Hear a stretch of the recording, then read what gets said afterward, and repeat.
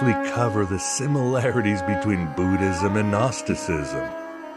Right here, right now, Jesus Jones.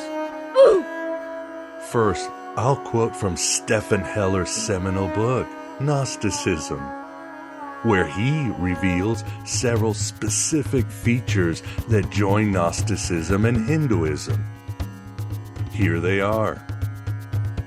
One is the teaching regarding the presence of the divine in the human spirit. The Atman is identical with Brahman, which means that the universal divinity is present in miniature within each person. Similarly, in Gnosticism, the Pneuma is a spark sprung from the divine flame. And by knowing the Pneuma, the Gnostic automatically knows the spiritual source from whence it has come. The Hindu and the Gnostic would agree that to know one's deepest self is tantamount to knowing God. I am an immortal. You're not a god. You can take my word for it. This is 12 years of Catholic school talking. Well, maybe the real God uses tricks. Maybe he's not omnipotent. He's just been around so long, he knows everything. Second, both Gnosticism and Hinduism recognize the existence of many divine beings in realms between the ultimate and the material dimensions.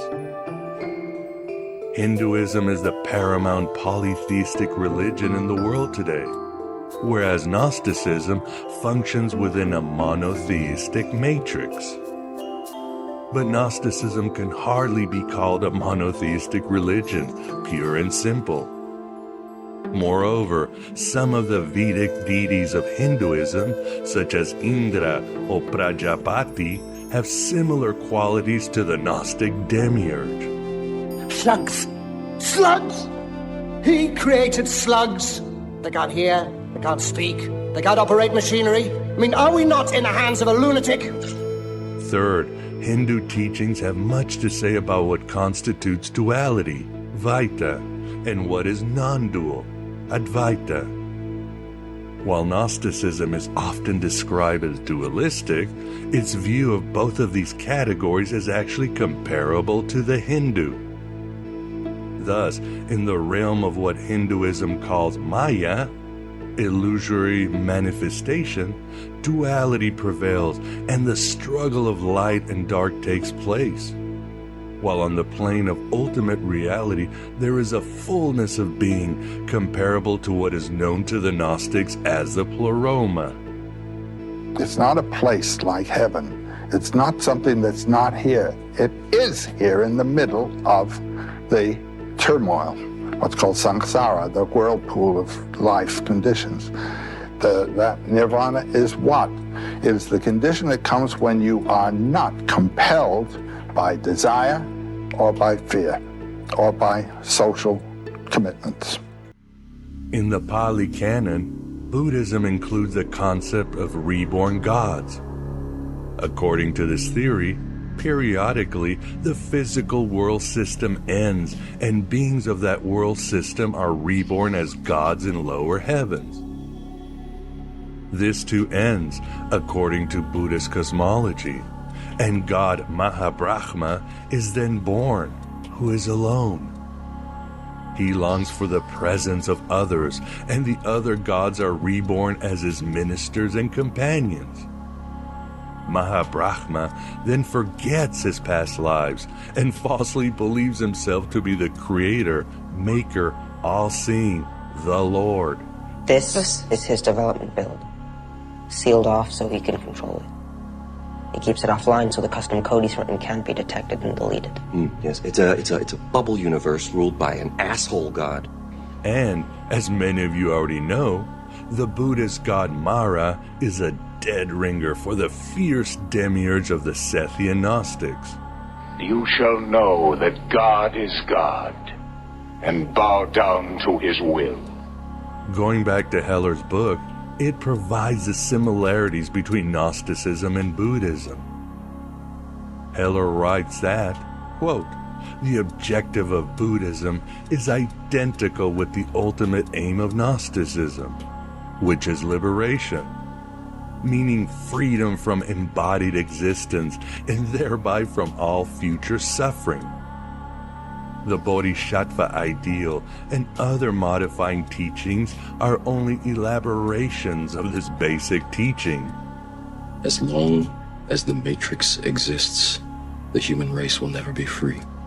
Furthermore, Heller presents the list of points of convergence between Gnosticism and Buddhism, specifically Mahayana Buddhism, based on statements of Buddhist scholar Edward Kanzi.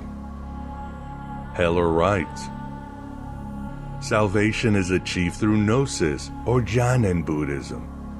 Insight into the dependent origination of manifest existence is what liberates. Ignorance is the true root of evil. In Gnosticism, it is called agnosis, and in Buddhism, avidya. Both Gnostic and Buddhist knowledge are arrived, and not by ordinary means, but as the result of interior revelation. There are levels of spiritual attainment, ranging from the condition of a foolish materialist, hyletic, to that of an illumined saint, pneumatic. We are the future, Charles, not them. They no longer matter. In both Gnosticism and Buddhism, the feminine principle of wisdom, Sophia and Prashvya, respectively, plays an important role. Kanzi quotes the Hevraja Tantra. Prashvya is called mother because she gives birth to the world. There are other deities in Buddhism that may be cognate to Sophia, such as Tara and Kuan Yin. She tore a hole in our universe, gateway to another dimension. Both Gnosticism and Buddhism show a preference for myth over fact. Christ as well as Buddha are presented as archetypal beings rather than merely historical figures. Why would he send his own son to suffer for the sins of ordinary people? Because he loves us. God made himself approachable to us, human, so we could understand him. That made no sense. Sacrificing the innocent to atone for the sins of the guilty. What kind of love is that? A tendency to antinomianism, which is disregard for rules and commandments, is inherent in both systems. While at the lower rungs of the spiritual ladder, rules of behavior are considered important and even crucial. In exalted spiritual states, the importance of such rules becomes relative. Both systems are disdainful of easy popularity and aim their teachings to a spiritual elite. Hidden meanings and mysterious teachings are prevalent in both systems. Both Gnosticism and Buddhism are metaphysically monistic, which means they are to aspire to transcend the multiplicity of manifest things and achieve a condition of ultimate oneness. And beneath that darkness, there's another kind. It was deeper, warm, like a substance. I could feel. It was like I was a part of everything that I ever loved. And all I had to do was let go. And I did. And I disappeared. That's all I got as I lose my third eye to wisdom, my beloved truth seekers.